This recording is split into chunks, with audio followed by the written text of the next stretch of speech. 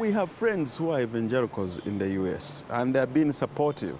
Some confidentially supporting this, others, very few openly in support of this, because of the fear to be blamed back home. And we truly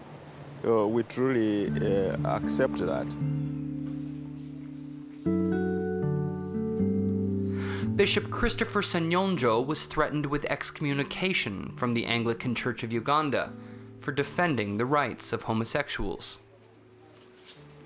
But that bill is draconian and is forcing people into hiding. In what way is the bill draconian? In that, first of all, you have to report. Me as a counselor, I would be reporting people who are homosexuals. If I don't, I could be punished. So anybody working with another person is supposed to report that person.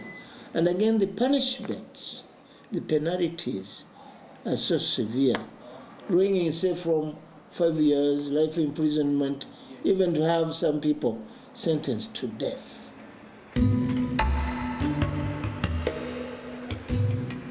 Stanley Ndula's articles on homosexual crimes for the tabloid newspaper, The Red Pepper, are infamous. He has named and shamed more homosexual men and women than any other writer. But even Stanley is looked on with suspicion.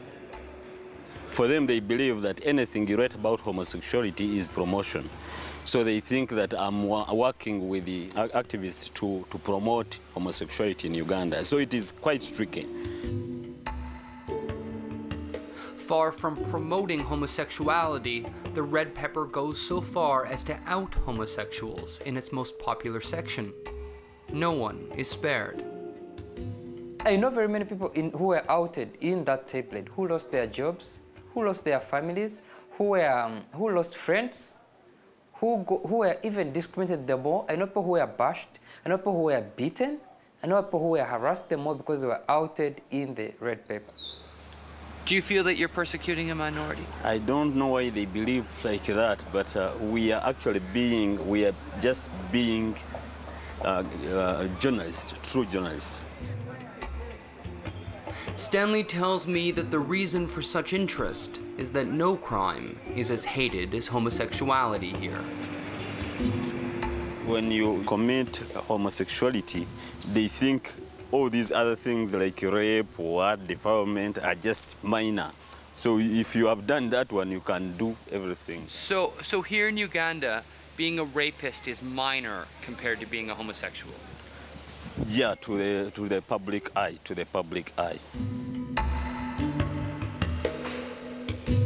Even Lad Rakafuzi's clients that have committed murder have an easier time in court than his homosexual defendants.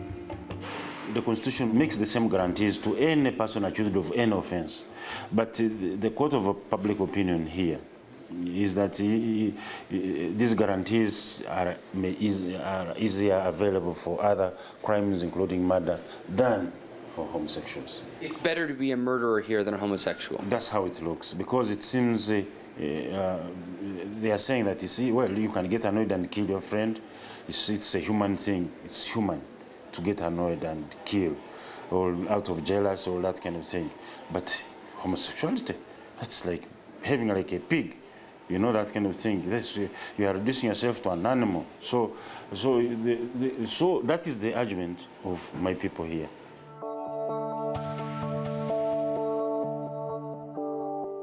For all the long days and months of battling between government and human rights groups, no one I spoke to in government even sees gay rights as human rights.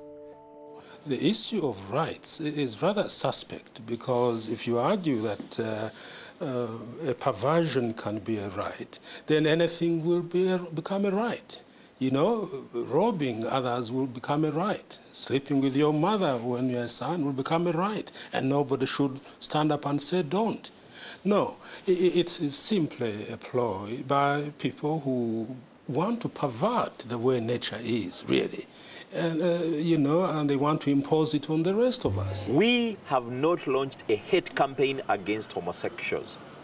We've launched a campaign against homosexuality, which is a practice, which is dangerous, which is wrecking people's lives. We love people called homosexuals. We want them to reform. For them to say that they hate homosexuality and they don't hate the human being, it's contradicting. You cannot separate sexual orientation from the human being. Yeah? They think you can. They think people can be counseled away. I've heard homosexuality called an addiction. Yeah, I've heard that as well. But I think it's just ignorance, really. And ignorance, for me, I feel is a disease. So if anyone needs curing, it's probably them.